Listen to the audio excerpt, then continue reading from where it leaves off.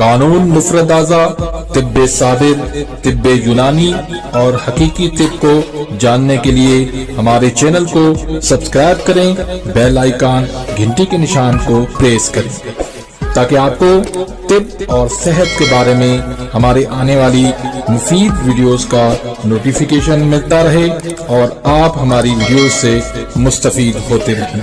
Video پسند آتی ہے تو اس کو لائک کریں اور آگے اپنے دوستوں کے ساتھ اس کو شیئر بھی کر دیں۔ الحمدللہ والصلاة والسلام علی رسول اللہ الکریم، اما بعد فاعوذ باللہ من الشیطان الرجیم، بسم اللہ الرحمن الرحیم۔ محترم بھائیو، آج ہم بات کریں گے کیمیائی تحریک اور مشینی تحریک۔ اس سے پہلے ہم سیکھ چکے ہیں ارکان کے بارے میں، کیفیات کے بارے میں اور تحریک کے بارے میں۔ اب تحریک جو ہے وہ دو قسم کی ہوتی ہے، ایک کیمیائی اور ایک مشینی۔ تو اس سے پہلے یہ سمجھ لیں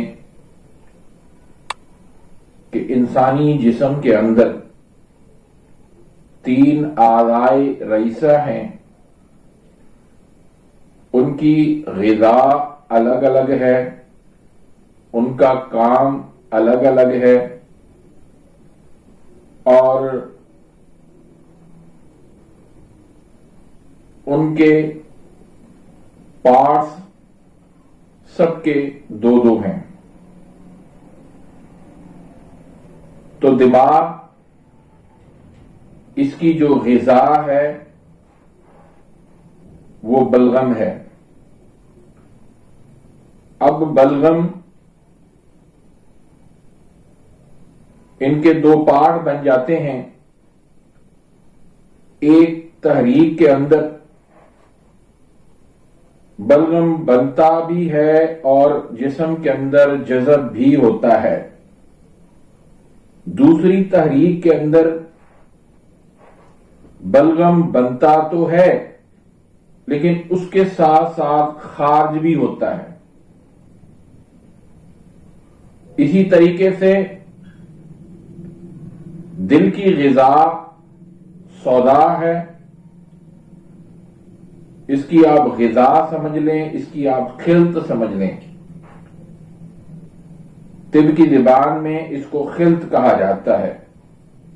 تو جس طرح 3 اعضائے رئیسہ ہیں، اس طرح 3 ان کی غذا ہے اور 3 ان کی خلطیں ہیں۔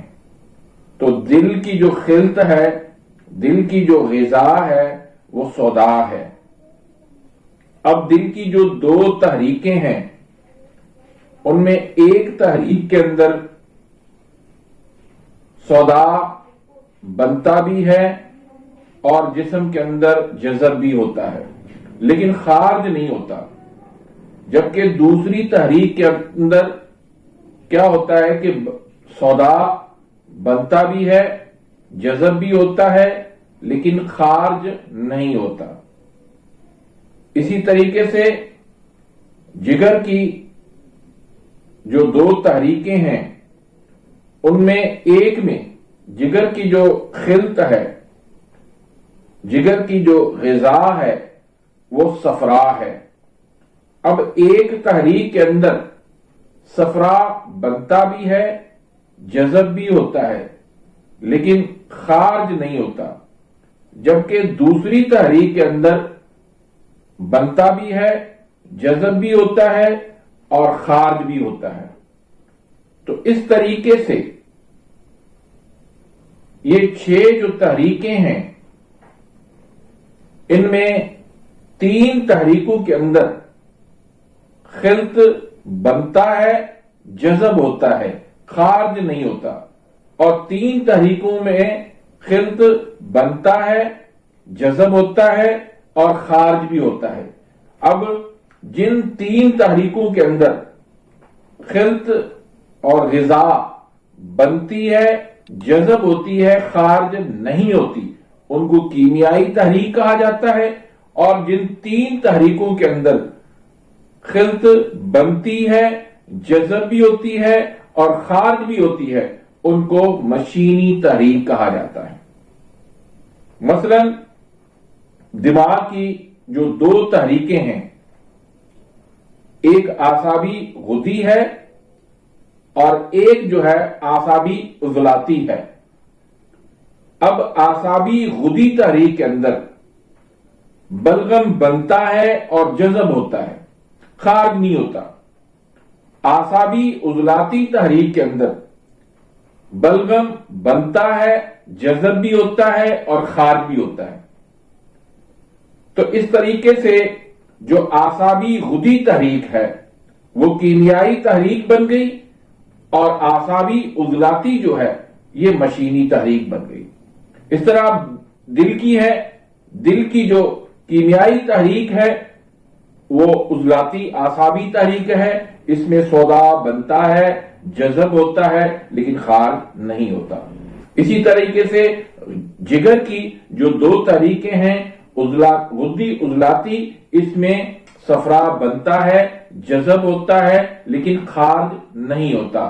غدی اعصابی جو جگر کی دوسری تحریک ہے، اس کے اندر صفرا بنتا ہے، جذب ہوتا ہے اور خارج ہوتا ہے۔ تو اس طریقے سے 3 جو ہے تحریکیں، اعصابی غدی، عضلاتی اعصابی اور غدی عضلاتی، یہ 3 تحریکیں جو ہے وہ کیمیائی بن گئی، اور 3 تحریکیں اعصابی عضلاتی، عضلاتی غدی اور غدی اعصابی، یہ 3 تحریکیں جو ہے وہ مشینی بن گئی۔ تو اس میں اب فرق کیا ہے؟ کیمیائی تحریک جو ہے اس میں مادہ جو ہے، خلط جو ہے وہ جمع ہوتی رہتی ہے اور جذب ہوتی رہتی ہے، خارج اس میں نہیں ہوتی، اور مشینی تحریک میں ساتھ میں خارج بھی ہو رہی ہوتی ہے۔ تو یہ فرق ہے۔ اب کیا ہوتا ہے کہ جو جگر کی تحریکیں ہیں اور دل کی جو 2 تحریکیں ہیں اور دماغ کی جو 2 تحریکیں ہیں، یا ایسے سمجھ لیں کہ دل، دماغ اور جگر کے جو 2 پارٹس ہیں، ان میں سے کسی ایک میں خرابی ہوتی ہے، دونوں میں نہیں ہوتی۔ اگر انسان کا پورے کا پورا دماغ وہ خراب ہو جائے، کام نہ کرے، تو انسان کی موت واقع ہو جاتی ہے، نہیں رہ سکتا۔ یہ اعضائے رئیسہ ہے، اس کے بغیر انسان کی زندگی ممکن نہیں ہے۔ اسی طریقے سے اگر دل انسان کا بند ہو جائے، خراب ہو جائے، انسان کی زندگی ختم ہو جاتی ہے۔ اسی طریقے سے جگر ہے، انسان کا جگر بند ہو جائے، جگر خراب ہو جائے، تو کیا ہوتا ہے کہ انسان کی موت واقع ہو جاتی ہے۔ لیکن ہوتا کیا ہے؟ کہتے ہیں کہ یہ اس کا جگر خراب ہو گیا ہے، اس کا دماغ خراب ہو گیا ہے، اس کا دل خراب ہو گیا ہے۔ نہیں بھائی، یہ پورا دل خراب نہیں ہوتا، پورا دماغ خراب نہیں ہوتا، پورا جگر خراب نہیں ہوتا، اس کا کوئی ایک پارٹ خراب ہوتا ہے، یا اس کا کیمیائی حصہ خراب ہوتا ہے یا پھر مشینی حصہ خراب ہوتا ہے۔ جس جگہ پر جو خرابی ہے، میکینک کا کام ہے اس کو ٹھیک کرنا، طبیب کا کام ہے وہ خرابی دور کرنا۔ تو کیمیائی اور مشینی تحریک کے اندر یہ فرق ہے۔ تو 6 تحریکیں ٹوٹل ہیں، 3 تحریکیں کیمیائی ہو گئی اور 3 جو ہے وہ مشینی ہو گئی۔ اب کیمیائی جو تحریکیں ہیں ان کے اندر جب بھی مرض واقع ہوتا ہے وہ تسکین کا مرض ہوتا ہے، کمزوری کا مرض ہوتا ہے، اور جو مشینی تحریک کا مرض ہوتا ہے وہ تحلیل کا مرض ہوتا ہے، اور یہ انتہائی خطرناک ہوتا ہے۔ تحلیل سے مراد یہ ہے کہ عضو کا پگھلنا، جس طرح موم بتی ہوتی ہے نا، وہ پگھلتی پگھلتی پگھلتی کم ہو جاتی ہے، اس طرح انسانی عضو جو ہے اس کے اندر جب تحلیل آ جائے تو وہ بالکل ختم ہو جاتا ہے، آہستہ آہستہ آہستہ کر کے وہ بالکل ڈیمیج ہو جاتا ہے۔ تو تسکین سے تحلیل کا جو مرض ہے وہ انتہائی خطرناک ہوتا ہے۔ تسکین میں تو یہ ہے کہ کمزوری ہو جاتی ہے، آپ طاقت کی اس کو دوائی دے دیں وہ ٹھیک ہو جاتا ہے، لیکن تحلیل کا جو مرض ہوتا ہے وہ انتہائی خطرناک ہوتا ہے اور جان لیوا ہوتا ہے۔ جیسے عضلاتی اعصابی تحریک ہے، اس کے اندر کمزوری آ جاتی ہے، مردانہ کمزوری آ جاتی ہے، جسمانی کمزوری آ جاتی ہے، وہ تسکین کا مرض ہے، اس کو آپ قوت کی طاقت کی دوائیاں دے کر اس کو آپ دے دیں۔ لیکن جب اعصابی عضلاتی تحریک کے اندر مرض ہو جاتا ہے وہ تحلیل کا مرض ہوتا ہے اور وہ انتہائی خطرناک ہوتا ہے۔ اس کے اندر آپ کو جو ہے وہ تحلیل ختم کرنی ہوگی۔ آج کا ٹاپک اتنا ہی تھا کہ کیمیائی تحریک اور مشینی تحریک، اس میں کیا فرق ہے اور یہ کتنی تحریکیں ہیں، ان کی کیا فنکشن ہے، ان کی کیا کام ہے، اس کو آپ لکھ لیں اپنے پاس، اپنی دعاؤں میں یاد رکھیے گا۔ اللہ حافظ۔